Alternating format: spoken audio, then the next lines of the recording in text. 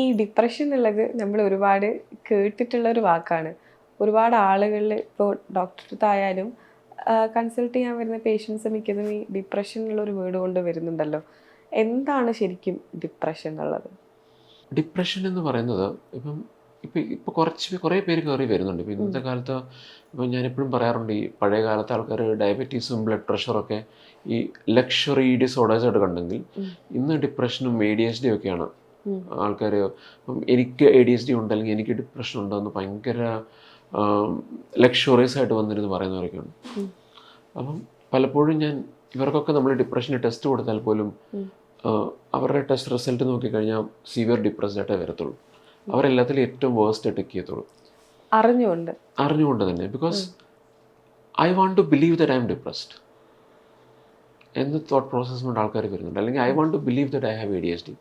ഇപ്പം നമ്മൾ അവരോട് പറയും നിങ്ങൾക്കത് ഇല്ലെന്ന് പറഞ്ഞാൽ പോലും ദേ വിൽ നോട്ട് ബിലീവ്. ഇല്ല, ഡോക്ടർ ഒന്നുകൂടെ ഒന്ന് നോക്കിയെന്ന് പറയും. അപ്പം ഡിപ്രഷൻ എന്ന് പറയുന്നത് ഇപ്പം ഞാനെപ്പോഴും പറഞ്ഞ ഇതൊക്കെ ക്ലിനിക്കൽ ടേംസ് ആണ്. നമ്മളൊരു നോർമൽ വ്യക്തിയുടെ ഡിപ്രഷൻ എന്ന് പറയുന്നത് ആ വ്യക്തിക്ക് ഹീസ് ഹോപ്പ്ലെസ്, ലൈഫിൽ എനിക്കൊരു ഹോപ്പുമില്ല, ലൈഫ് മീനിങ്ലെസ് ആണ്, അതായത് അസച്ച് ജീവിതത്തിനൊരു അർത്ഥമില്ല, അസച്ച് എനിക്ക് ജീവിതത്തിലേക്ക് ഒരു പ്രതീക്ഷയില്ല എന്ന് തിങ്ക് ചെയ്യുന്നൊരു വ്യക്തിയാണ്.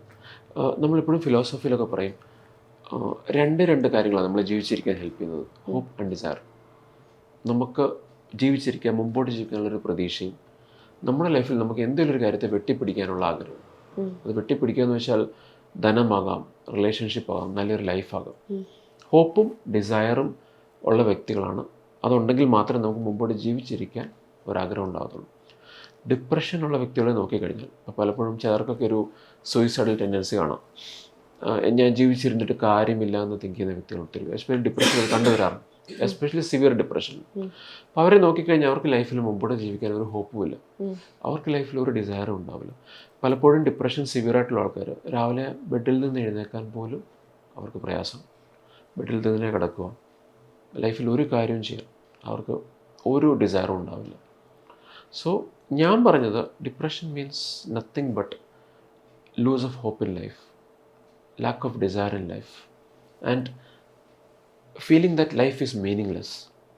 എൻ്റെ ജീവിതം കൊണ്ട് എനിക്ക് യാതൊരു അർത്ഥവുമില്ല, എനിക്കോ എൻ്റെ സമൂഹത്തിനോ എന്നെ കൊണ്ടൊരു ഗുണമില്ല. So it's better that I am dead എന്ന് തിങ്ക് ചെയ്യുന്നതാണ് ഡിപ്രഷൻ.